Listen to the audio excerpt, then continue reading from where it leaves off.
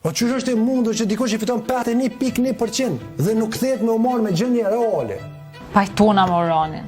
Albin Kurti nuk është njëri që u marr me problemet e përditshme të qytetarëve të Kosovës. Ama ti bre Uran, ti nuk je njëri që duhesh mi tregu kërkujt çysh duhet mu marr me problemet e përditshme.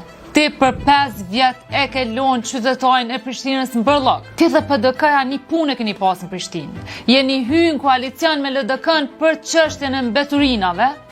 Edhe keni menaxhu kompaninë pastrimi si mos më keq. Edhe keni lënë qytetarin e Prishtinës në bërllog deri në fyt, Uran. Mirë, po çka problemi që edhe ministrat e tij po abuzojnë çdo ditë më shumë e më shumë. Po kjo është një është të shku në sinkronizim. Ai po kërkon pushtet më shumë, qeveria po abuzon më shumë. Unë me deklaratën tonë Uran edhe po du mu pajtu, po du mi shtu edhe diçka. Është e vërtet që ministrat e Kurtit janë pasuruar mandatin e Kurtit. Është e vërtet që kanë bu parë dhe ju kanë ndru deklarimi pasurisë. Ama Uran, kjo kritik kur po vjen pi teje, që ma të rëndësishëm e ki biznesin privat, e ma të rëndësishëm e ki mu pasuru pi politikës, se sa me bu politikë për qytetarin, kjo kritik po zhvlerësohet. Prandaj kërkesa e PSD-s është kërkesë për opozit për ime.